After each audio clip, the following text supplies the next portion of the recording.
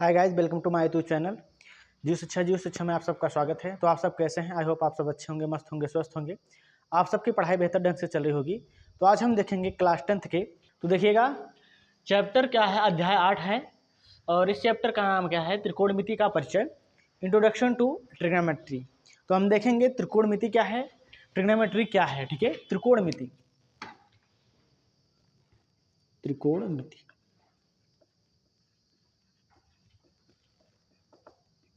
ये त्रिकोण मतलब होता है क्या? त्रिभुज। त्रिकोण मतलब त्रिभुज। त्रिभुजों के भुजाओं की जो माप होती है, जो नापना होता है, ठीक है, उसे उस भुजाओं को हम किस प्रकार से मापेंगे, ठीक है, उस मापने की इस प्रक्रिया को ही क्या कहा जाता है? त्रिकोणमिति। या जो त्रिभुज होता है, त्रिभुज के भुजाओं को मापना ही क्या कहलाता है? त्रिकोणमिति कहलाता है। तो आप लिख सकते हैं त्रिभुज की भुजाओं का त्रिभुज के भुजाओं को नापना ही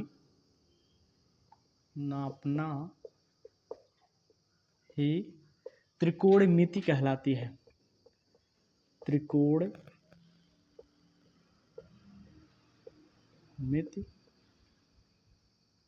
कहलाती है। ठीक है, त्रिकोणमिति किसे कहते हैं? तो जो त्रिकोणमिति होती है वह क्या होता है? त्रिभुज के भुजाओं को नापना। ठीक है, त्रिभुज की भुजाओं को मापना ही क्या कहलाता है? त्रिकोणमिति कहलाता है। देखिएगा, इसमें जो त्रिभुज होंगे, जिसमें जो त्रिभुज होगा वह क्या हो जाएगा? समकोण त्रिभुज होगा। कौन सा त्रिभुज होगा? समकोण त्रिभुज हो जाएगा, राइट एंगल ट्रायंगल हो जाएगा, समकोण त्रिभुज हो जाएगा। ठीक है, समकोण त्रिभुज हो जाएगा। तो समकोण त्रिभुज इस प्रकार से आप बनाए होंगे, इस प्रकार से बनता है समकोण त्रिभुज ना। ठीक है, ए बी सी, ये क्या हो जाएगा? 90 अंश हो जाएगा। यहाँ पर देखिएगा, अगर कोण यहाँ पर थीटा हो, देखिएगा जो लंब होता है, ठीक है, लंब के देखिए सॉरी जो कोण होता है थीटा के सामने वाली जो भुजा होती है वह क्या होती है? लंब होता है। जो थीटा होता है, जो कोण होता है, ठीक है, जो कोण होता है, कोण के सामने वाली जो भुजा होती है उसे क्या कहते हैं? लंब कहते हैं। तो इसे क्या कहेंगे? ये भुजा क्या हो जाएगी? लंब हो जाएगी। ए बी भुजा क्या हो जाएगी? लंब हो जाएगी। और देखिएगा, जो 90 अंश जो समकोण होता है, जो 90 अंश होता है, 90 अंश के सामने वाली भुजा क्या होती है? 90 अंश के सामने वाली भुजा, जो 90 अंश के सामने वाली भुजा होती है उसे क्या कहते हैं? उसे कहते हैं कर्ण। ठीक है, इसे क्या कहेंगे? कर्ण कहेंगे। और ये क्या हो जाता है? आधार हो जाता है। क्या हो जाता है? आधार हो जाता है। तो लंब, कर्ण, आधार। तो लंब कब होगा? जो थीटा होगा, थीटा अगर वह राइट एंगल ट्रायंगल है, अगर वह त्रिभुज समकोण त्रिभुज है, ठीक है, अगर वह ट्रायंगल, वह त्रिभुज अगर समकोण त्रिभुज है, तो इस जो थीटा कोण है, जो यहाँ पर कोण है, या थीटा हो, बीटा हो, कोई भी कोण हो, कोण ए भी हो सकता है, बी भी हो सकता है, सी भी हो सकता है, कोई भी कोण हो, तो कोण के सामने वाली जो भुजा होगी वह क्या हो जाएगा? लंब हो जाएगा। और यहाँ से देखिएगा, जो 90 अंश जो समकोण होगा, जो 90 अंश होगी, 90 अंश के सामने वाली भुजा जो हो जाएगा वह क्या हो जाएगा? कर्ण हो जाएगा। और ये जो बीसी हो जाएगी वह क्या हो जाएगी? आधार हो जाएगी। ठीक, तो यहाँ से आपको क्या पता चला गया? लंब, कर्ण और आधार। अब देखिएगा, यहाँ पर आप राइट एंगल ट्रायंगल में, ठीक है, आप समकोण त्रिभुज में पढ़े हैं क्लास 8 में, कक्षा 8 में या कक्षा 9 में पढ़े होंगे क्या? पाइथागोरस प्रमेय। क्या? पाइथागोरस प्रमेय। तो पाइथागोरस प्रमेय क्या कहता है? पाइथागोरस प्रमेय कहता है कि अगर यदि समकोण त्रिभुज है, अगर वह त्रिभुज समकोण त्रिभुज है, तो समकोण त्रिभुज के कर्ण का वर्ग, समकोण त्रिभुज के सबसे बड़ी भुजा कर्ण का वर्ग जो होगा वह शेष दोनों भुजाओं के वर्गों के योगफल के बराबर होता है। जो कर्ण का वर्ग होता है, जो कर्ण का वर्ग होता है, वह दोनों शेष दोनों भुजाएं अर्थात लंब और आधार के भुजाओं के वर्गों के योगफल के बराबर होता है। क्या? कर्ण के वर्ग, कर्ण का जो वर्ग होता है वह क्या होता है? लंब का वर्ग प्लस आधार के वर्ग के बराबर होता है। ठीक, यह क्या हो जाएगा? पाइथागोरस प्रमेय। ठीक है, पाइथागोरस थ्योरम। इसके आगे चलते हैं, देखिएगा यहाँ पर समकोण त्रिभुज, ये समकोण त्रिभुज हो गया। देखिएगा त्रिकोणमिति का जो रेशियो होता है, त्रिकोणमिति का रेशियो, ठीक है, तो त्रिकोणमिति अनुपात,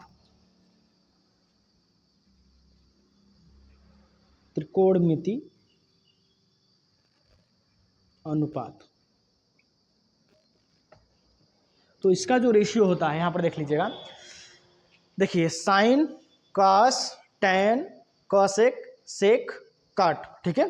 तो साइन थीटा बराबर होता है, देखिएगा अगर ये त्रिभुज, यदि त्रिभुज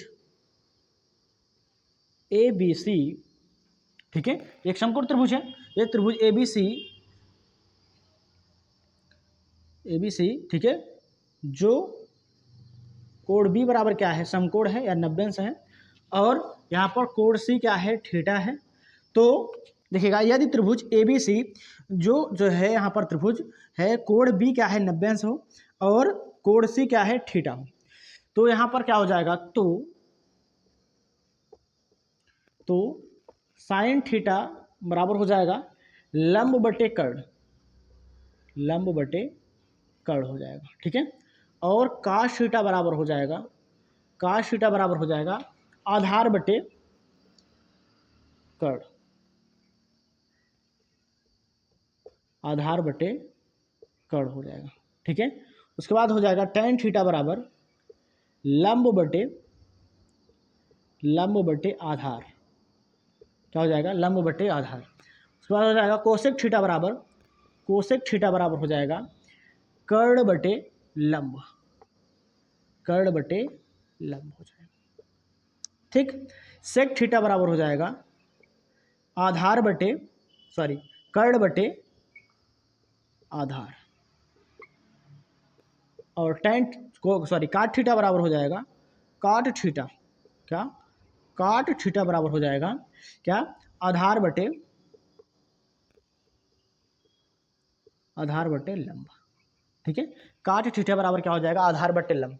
तो आप इसे याद करिएगा, चलिए देखिएगा साइन थीटा बराबर होता है, इसे आप याद करिएगा, साइन थीटा बराबर होता है लंब बटे कर्ण, कॉस थीटा बराबर हो जाता है आधार बटे कर्ण, टैन थीटा बराबर हो जाएगा लंब बटे आधार, कोसेक थीटा बराबर हो जाएगा कर्ण बटे लंब, सेक थीटा बराबर हो जाएगा कर्ण बटे आधार, कॉट थीटा बराबर हो जाएगा आधार बटे लंब के, ठीक है। इसका हम ट्रिक बता दे रहे हैं आप लोगों को, देखिएगा ट्रिक, किसका ट्रिक, त्रिकोणमिति अनुपात का ट्रिक देखिएगा, ठीक है। तो यहां से हो जाएगा लाल बटे कक्का, लाल बटे कक्का, ठीक है,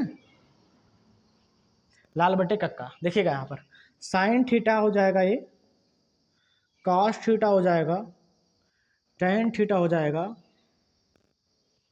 उसके बाद कोसेक थीटा हो जाएगा, सेक थीटा हो जाएगा, कॉट थीटा हो जाएगा, ठीक। देखिएगा साइन थीटा बराबर हो गया लंब बटे कर्ण, ठीक, कॉस थीटा बराबर हो जाएगा आधार बटे कर्ण, टैन थीटा बराबर हो जाएगा लंब बटे आधार, कोसेक थीटा बराबर हो जाएगा कर्ण बटे लंब, सेक थीटा बराबर हो जाएगा कर्ण बटे आधार, काट थीटा बराबर हो जाएगा आधार बटे लंब के, ठीक। तो आप इस ट्रिक को याद कर लीजिएगा, इस ट्रिक के सहायता से आप बता सकते हैं कि त्रिकोणमिति अनुपात जो होता है, त्रिकोणमिति जो रेशियो होता है, साइन का क्या होता है, कॉस का क्या होता है, टैन का क्या होता है, कोसेक का क्या होता है, सेक का क्या होता है, काट का क्या होता है, ठीक है। तो साइन का होता है लंब बटे कर्ण, ठीक है, कॉस का होता है आधार बटे कर्ण, उसके बाद टैन का होता है लंब बटे आधार, कोसेक का होता है कर्ण बटे लंब, सेक का होता है कर्ण बटे आधार, काट का होता है आधार बटे लंब। तो आई होप समझ गए होंगे। तो आप इसका स्क्रीनशॉट ले लीजिए।